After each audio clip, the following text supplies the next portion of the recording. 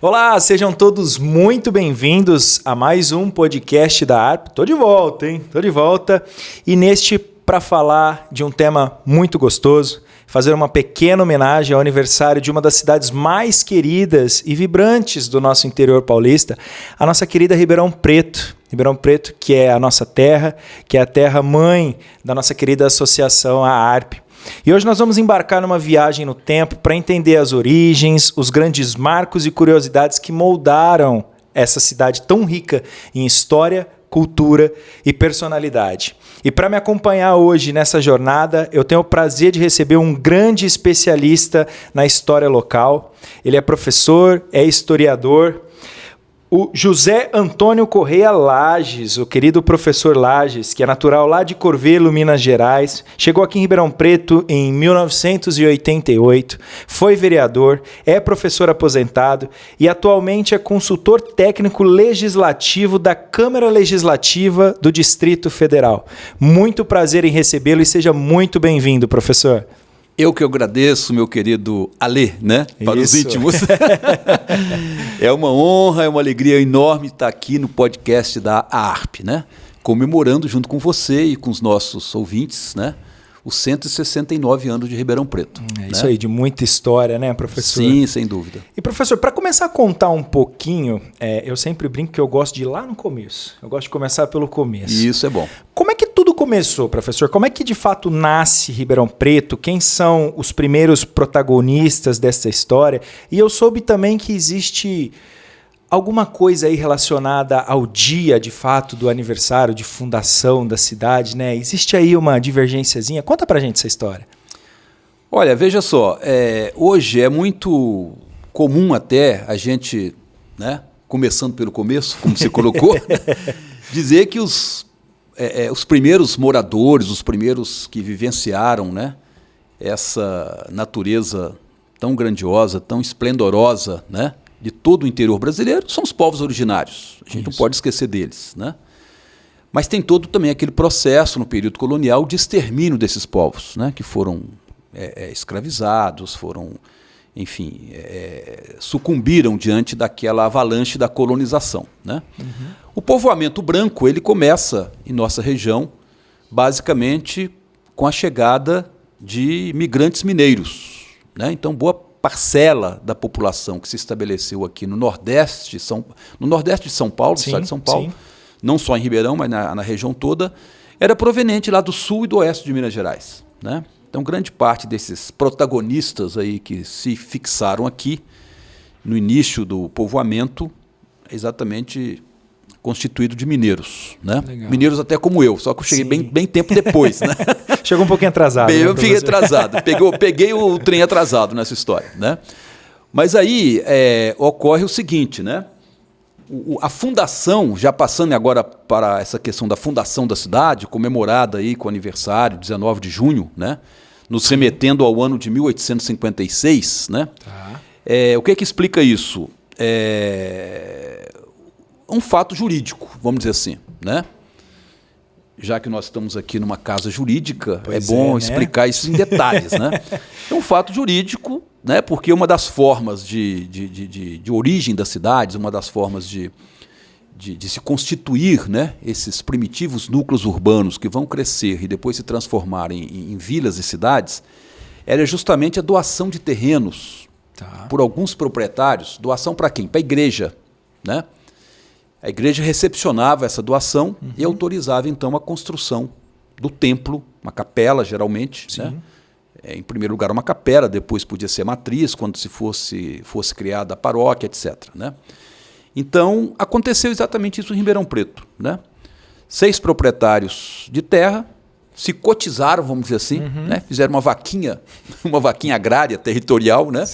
Cada um doou ali um pedacinho e tal, alcançando o valor mínimo que a igreja colocava como possível de receber, né? Que era 120 mil réis, moeda da época. E assim se fez a constituição desse patrimônio da igreja, que corresponde mais ou menos, não é exatamente uma coisa muito certinha, muito fixa, corresponde mais ou menos ao que nós temos hoje, ou ao que nós chamamos hoje de quadrilátero central. As 4 avenidas. Francisco Junqueira, Independência, 9 de Julho e Jerônimo Gonçalves, né? Foi algum lugar do quadrilátero ali, então. Exato. Esse terreno foi todo doado para a igreja, dentro da fazenda Barra do Retiro, né? Tá. E aí sim, dentro desse quadrilátero, dentro desse patrimônio, a igreja escolheu o local exato da construção do templo, que foi o que nós temos hoje, a nossa querida Praça 15 de Novembro. Tá. Né? Exatamente ali onde temos a fonte luminosa, é que foi então construída a Capela de São Sebastião. Capela de São Sebastião. Né? E a partir dali, o zelador, o responsável aí por esses bens da igreja, né? Era chamado na época de fabriqueiro, ele é que autorizava, e ele mesmo é que ia pessoalmente demarcar a abertura das ruas, né? Então foram surgindo as primeiras ruas em torno da capela. Com certeza, então, foi a General Osório, que é o Calçadão, sim, a Duque de Caxias, a Tibiriçá, Visconde Uma, a Álvares Cabral, enfim, todas as ruas do quadrilátero foram, né, as primeiras ruas foram sendo criadas ali. E autorizando também a demarcação dos primeiros lotes para aqueles que tinham interesse de construir ali a sua moradia, seu comércio, enfim. Tá, né? Começou daí. Então, basicamente, é esse aí a questão. Agora, a polêmica, né? Você falou da polêmica já. Polêmica, né? Eu já adiantei, a polêmica, já contei o spoiler. E aí isso nos remete a uma discussão, né, do que significa fundação, afinal de contas. Sim. Né? Eu considero um conceito muito fluido, muito instável, né? Porque fundação pode ser dessa forma como nós explicamos aqui no caso de Ribeirão Preto, mas sim, pode ser de diversas outras formas. Sim. Por exemplo, o primeiro que chegou e construiu uma casa, e aqui nesse lugar, né, desenvolveu-se mais tarde ali um povoado, um arraial, um vilarejo, é o fundador também. Com né? certeza. Teve outros casos assim de fundações oficiais, quando o próprio governo, por interesse econômico, militar, de segurança, determina a fundação. Fazia-se a fundação daquela localidade, sim, daquela cidade. Como aconteceu, por exemplo, com Salvador, na Bahia. Né? Foi o rei de Portugal, determinou que o Tomé de Souza, primeiro governador-geral, fundasse a cidade de Salvador. Né? Então, quando essa data foi definida até por uma lei da Câmara Municipal, foi a Lei 386 de 1954, né? A Câmara abriu ali uma discussão, porque havia dois historiadores muito reconhecidos na época, que era o Plínio Travassos dos Santos e o Osmani Mboaba da Costa, que tinham visões diferentes a respeito dessa data. Né?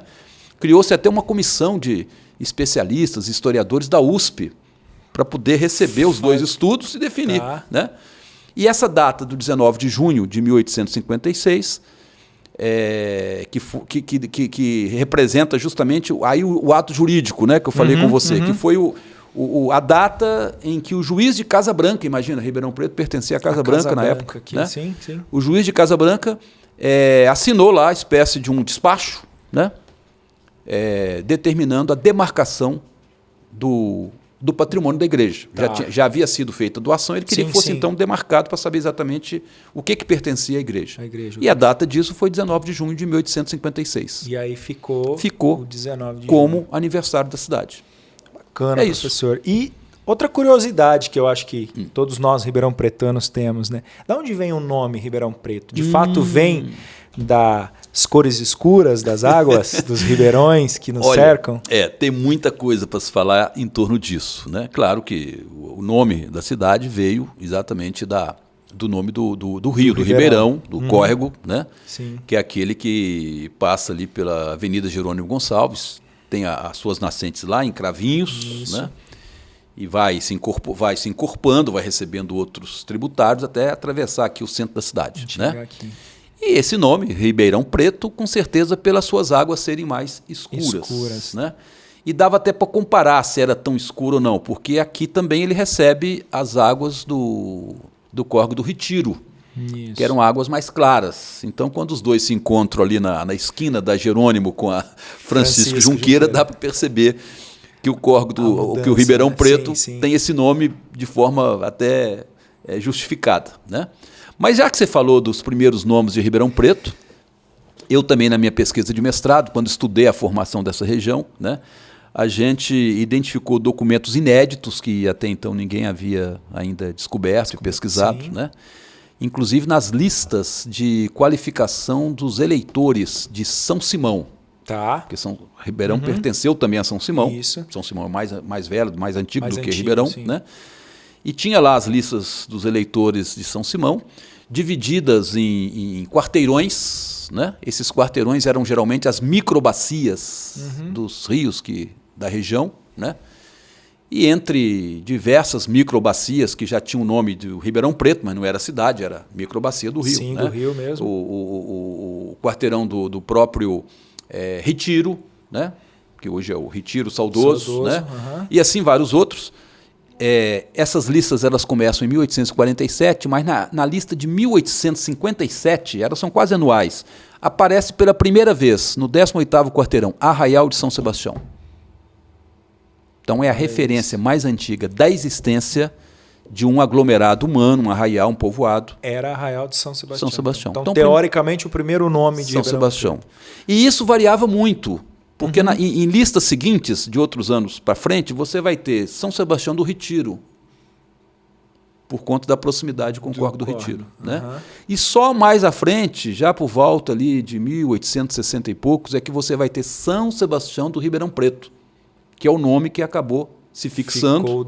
Ficou definitivo. Quando a vila foi criada, né, por uma lei aprovada pela Assembleia da província de São Paulo, em 1871, né, já foi com o nome de São Sebastião do Ribeirão Preto. E quando foi elevada à cidade, já próximo ali da República, mais para o final do século, o São Sebastião caiu e ficou só Ribeirão Preto. Exato. E professor, andando bastante aí na história da cidade de Ribeirão Preto, Ribeirão conhecida como a capital do agronegócio até hoje, e o grande motor disso tudo foi o café. Sim, sem dúvida. Né? Então, como é que o cultivo do café transformou Ribeirão Preto? Como é que veio aí? Imagino que veio dos mineiros, né? Como o professor contou aí. Como é que veio essa cultura do café aqui na região? Acabei de falar na pergunta sua anterior que um dos nomes que existiu durante pouco tempo foi Entre Rios, fazendo referência aos dois, né? Mas durou pouco tempo, logo foi revogado e voltou São Sebastião do Ribeirão Preto. Mas você está perguntando sobre o café. Isso. Né? Porque realmente o café é que deu projeção mundial a Ribeirão Preto. Final do século XIX, aí já a partir de 1890, e nas 3 primeiras décadas do século XX até 1930, quando vem então a crise do café, relacionado ali com a queda da bolsa, aquela história toda que nós já estudamos, inclusive nas escolas, sim. Né? Em relação até à história do Brasil. Mas veja, com relação ao café, né? Você falou dos mineiros. Sim, os mineiros, em grande medida, vieram trabalhar nessas fazendas. Né? Você tem referências documentais, históricas a respeito disso. Agora, aqueles que vieram comprar terras para criar os cafezais, para plantar café, né? São também de fora, viu? Não é ninguém que... A não ser os Junqueira, né? Aí que está a família Junqueira, bastante poderosa naquela época, e já estava aqui na região há muito tempo antes, né? E eles também se integraram nessa expansão cafeira. Mas você tem outros nomes importantes, como, por exemplo, Francisco, o Dumont, pai de Santos Dumont, né? Você tem o Coronel Francisco Schmidt e vários outros, né? Que geralmente vieram de outras regiões, de outras cidades do país. Né? E acumularam capitais, principalmente através do comércio, né?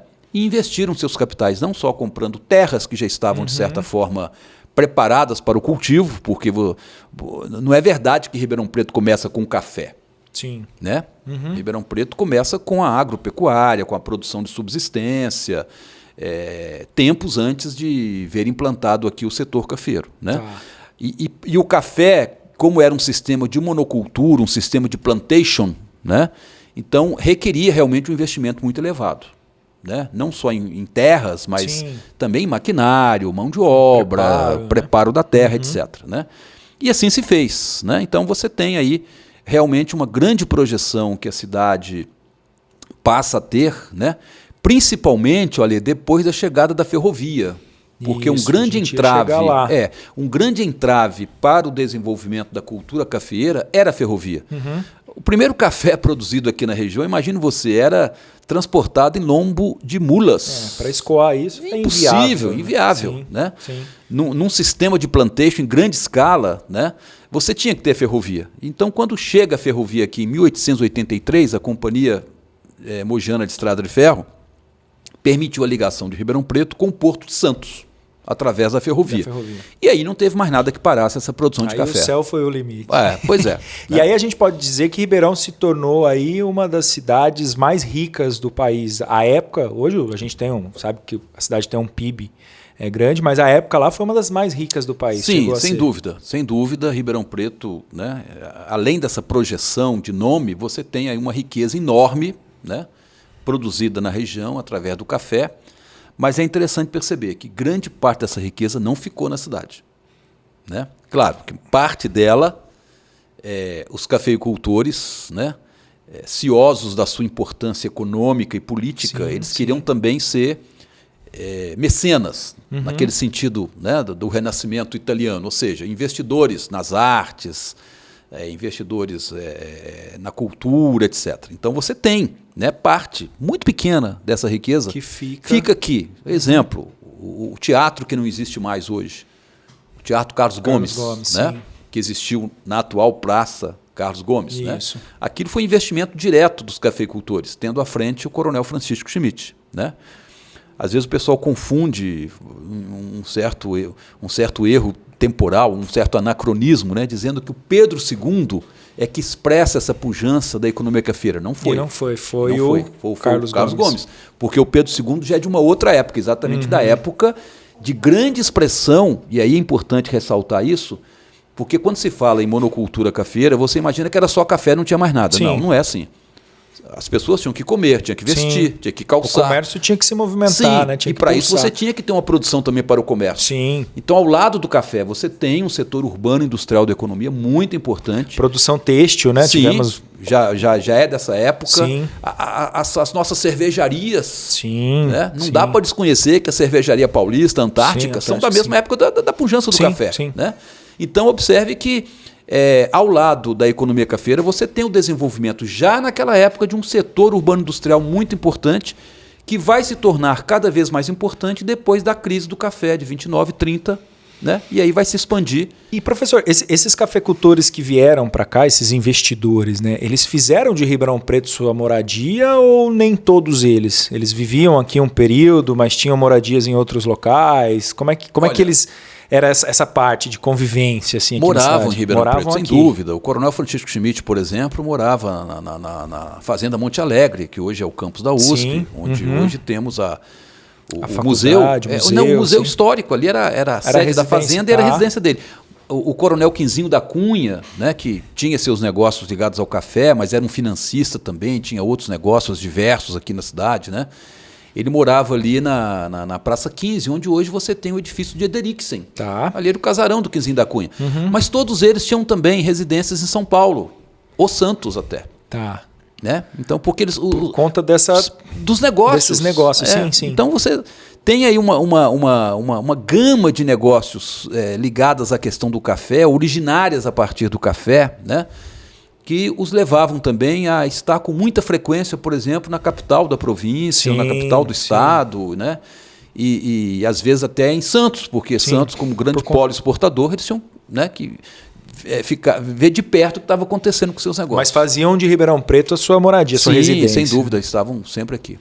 Professor, indo um pouquinho para a cultura, a identidade da cidade, né, da nossa querida Ribeirão Preto, quais os marcos culturais assim mais importantes que o professor acha que teve na cidade? Assim? Quais foram eles, as etapas? Ale, é o seguinte, a gente tem que também tomar cuidado com o próprio conceito de cultura, né? Porque, veja, você tem assim, tem uma versão aí, né, de que tudo que a humanidade produz é cultura. Sim. Né? É um conceito amplo, amplíssimo aí de cultura, né? Tem até a polêmica, né, que cultura não é arte não é cultura. Né? O nosso maestro aqui da USP, né, o Rubem Ricciardi, gosta muito de polemizar em cima dessa questão. Né?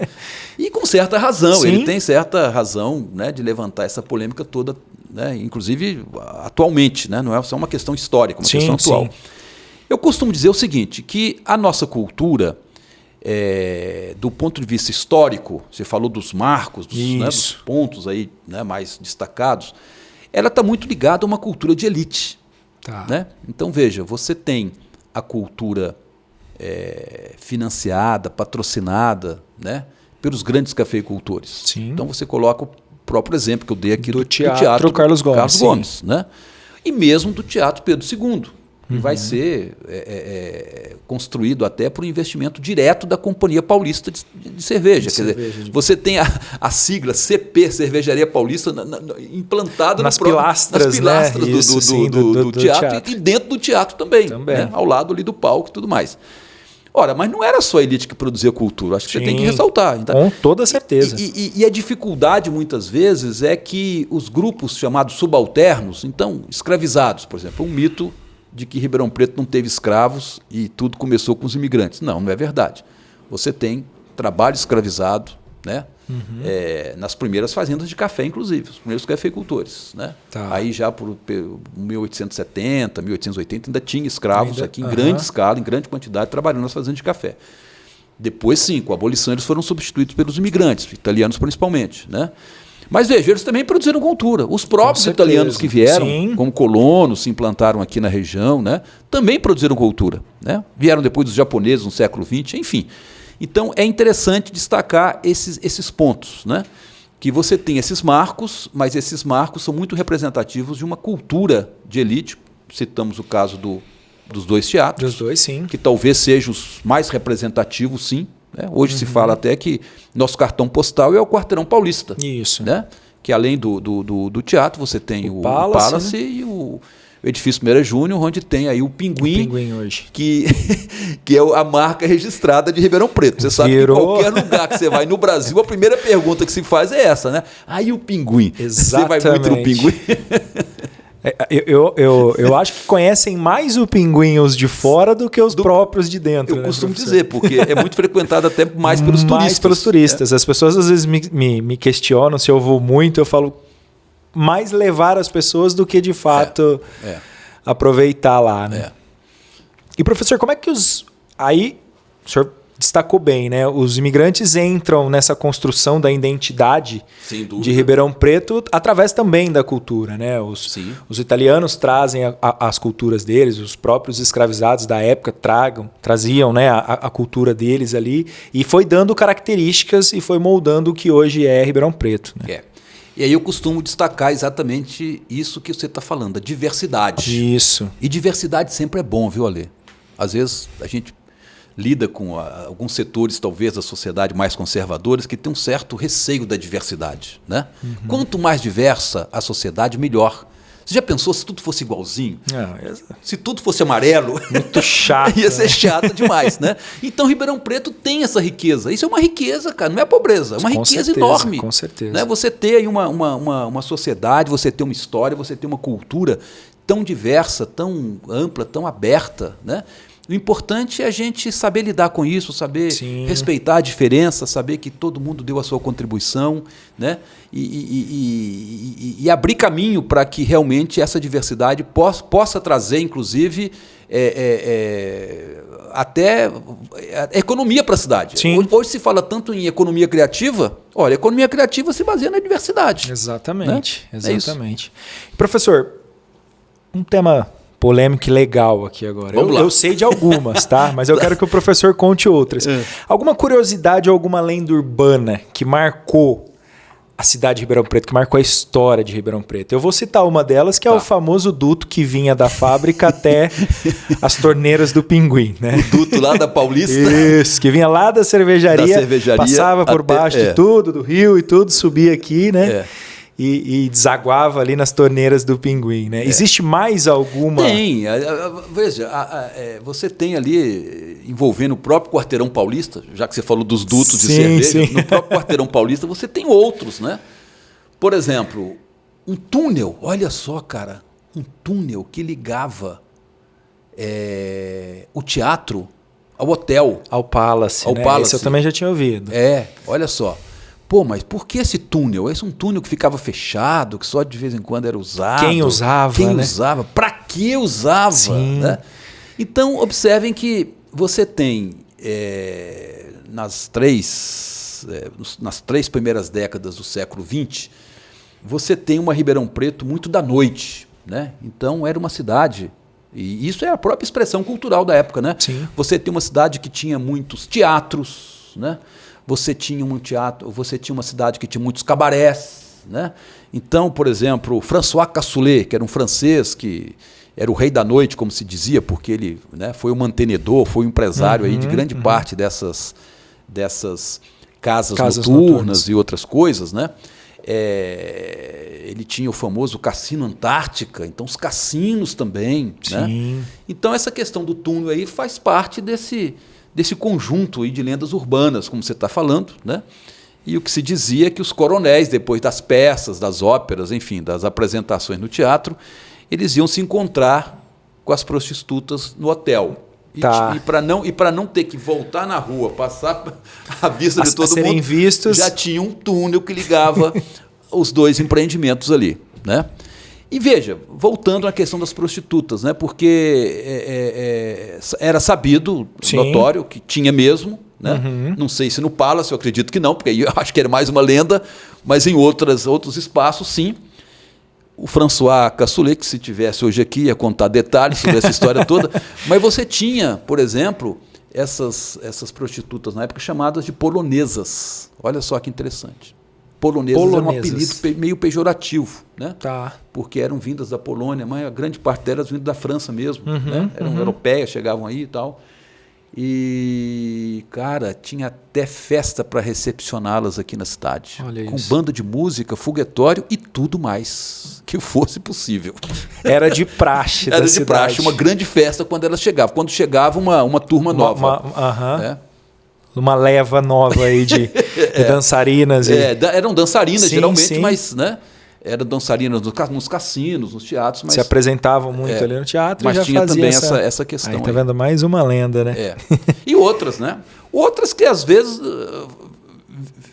ficaram como lendas durante muito tempo e depois foram comprovadas que eram verdade. Por exemplo, não sei se você sabe, que na própria Praça 15 também, nos fundos da igreja que existiu ali, já foi um cemitério. Sim. E às vezes, então, hoje é meio complicado passar ali depois da meia-noite, né, pois cara? Pois não é? Passa, opa. Ou não passa antes. Então... Corta, passa o quarteirão de cima, passa o quarteirão de baixo. Você está pisando na goela de alguém ali. Professor, e se hoje o senhor pudesse, num único momento da história de Ribeirão Preto, assim, mostrar para um jovem hoje, um único momento que o senhor acha que foi o marco da cidade, qual seria? Qual momento que acha mais importante? Difícil, né? Compliquei. Tem muitos momentos. Confesso que compliquei. E muitos espaços, né? Mas o que te marca? Mas se eu pudesse voltar, por exemplo, numa linha do tempo, num túnel do tempo. Isso, e viver um momento da nossa história. Qual que seria? Cara, a chegada aqui pela primeira vez do trem de ferro, da Maria Fumaça, tá. Eu acho que ia ser um negócio legal. Eu digo isso, sabe por quê, Ale? Porque eu quando criança, morei lá em Curvelo, você me apresentou aí como natural lá de Curvelo, né? É uma cidade do norte de Minas.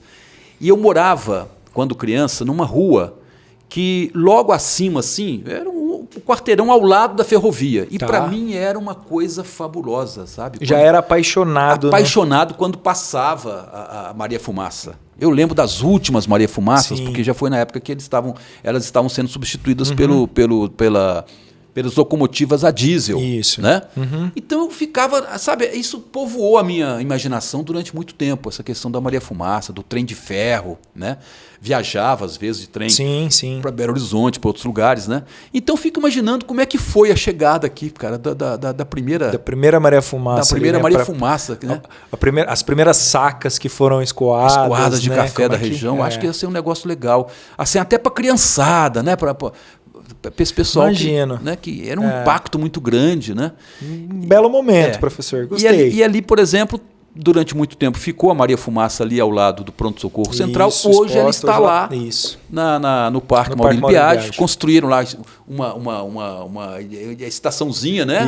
Botaram ela lá dentro, foi restaurada lá em Campinas. Eu acho que tinha que restaurar mesmo. É um bem patrimonial importante. Exato. É patrimônio, eu acho que é importante, sim. Né? E para a gente finalizar, infelizmente, o papo está maravilhoso. Eu acho que a gente conversou um pouquinho antes aqui que dava para fazer vários e vários programas, né, professor? E ficar aqui por horas e horas falando da história de Ribeirão Preto, ainda mais apaixonados pela cidade que somos. Mas para finalizar, quais são os atuais desafios de Ribeirão Preto? Como é que Ribeirão Preto, na visão do senhor, pode se preparar aí para os desafios futuros? Como é que Ribeirão Preto pode voltar a ser uma das cidades mais ricas, por exemplo, do país, não só em dinheiro, mas em cultura, e no seu povo, em história?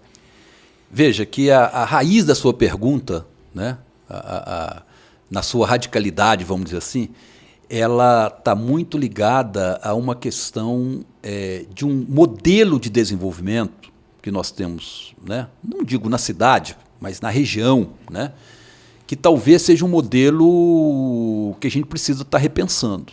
Né? Sim. E não é só porque é um modelo que acaba, vamos dizer assim, fortalecendo uma desigualdade, né, social, mas inclusive com impactos ambientais complicadíssimos. Então hoje não dá para a gente conversar nada sobre questões econômicas, sociais, culturais, sem levar em conta a questão ambiental. É um negócio urgente, urgentíssimo. Né? Então observe o seguinte, o que está na raiz essa questão. Agora, respondendo a sua pergunta, né? O que seria importante, necessário, né? Até como desafios, né? Para a gente superar isso e ter realmente uma sociedade, né? Diríamos assim, culturalmente, socialmente, né? Mais equilibrada. Eu acho que aí está faltando um equilíbrio, sim, né? Sim. Entre esses diversos pontos aí.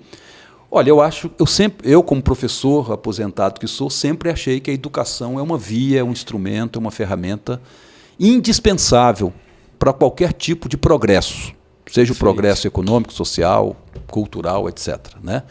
Então, eu acho que na educação a gente precisa estar melhorando muito. Né? Sim. Eu acho que a gente precisa ter uma administração municipal mais afinada, vamos dizer assim, com as necessidades mais urgentes da população. Eu, às vezes, né, eu sei que boa parte da população hoje tem uma visão muito negativa da política, né, exatamente por conta de que você tem um modelo político também que acaba prevalecendo, perdurando, né, que, na verdade, não discute essa questão que a gente está colocando aqui. Sim. Afinal, do ponto de vista da cultura, por exemplo, né,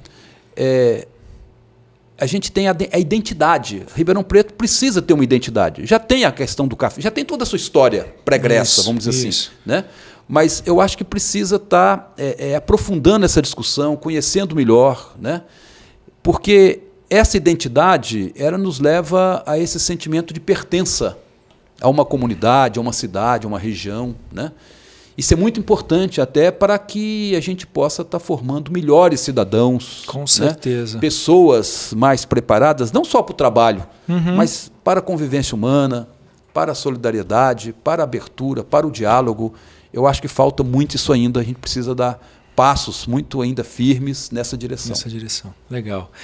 Ribeirão Preto formou... agora a parte jurídica, né? Vários juristas sensacionais. Nós temos exemplos dos nossos fundadores da nossa querida associação, que são nomes extraordinários, que fizeram parte também, assim como a ARP faz parte da história da cidade de Ribeirão Preto. A ARP está aqui há 56 anos em Ribeirão Preto, vai fazer 56, né? Foi fundada em 1970, então é parte importante. Ajudou a construir essa identidade, essa cidade maravilhosa que é Ribeirão Preto hoje. Então, eu deixo aqui parabéns também a todos os advogados, a todos os juristas que trabalham para que faça de Ribeirão Preto uma cidade cada dia melhor para se viver. Professor, eu quero agradecer imensamente a sua presença aqui. Como eu disse, a gente poderia passar horas e horas discutindo e contando histórias e vendo histórias da nossa cidade. Então, muito obrigado por de pronto aceitar o convite da ARP, por fazer essa singela homenagem da ARP para a cidade de Ribeirão Preto e para contar um pouquinho para os nossos espectadores aí como é que começou, como é que fundou, como é que foi Ribeirão Preto. Então, agradeço muito a sua presença. Eu que agradeço, Alê. Sempre à disposição de vocês, né? E nesse momento que Ribeirão está comemorando 169 anos, eu acho que essas conversas, né, elas reforçam exatamente esses desafios que a gente está tendo pela frente. Né? Eu acho que é uma cidade maravilhosa, é uma cidade... Eu não sou nascido aqui, mas por adoção eu já sou ribeirão pretano. Né? Aqui constituí família, aqui terminei meus estudos, aqui exerci minha profissão de professor. Né? Então, Ribeirão Preto tem tudo para ser uma ótima cidade, uma cidade muito aberta, muito, né, solidária. e todo esforço é possível e é necessário para isso. Com certeza. Eu sou um filho da terra e sou apaixonado por isso aqui. Ribeirão Preto, para mim, de todos os lugares que eu conheço, nenhum superou. Eu quero agradecer também ao César Caparelli, que está na técnica aqui com a gente, e a você que nos acompanhou até agora. Mandar um abraço e um beijo. Até o próximo programa. E parabéns, Ribeirão Preto, pelos 169 anos de história.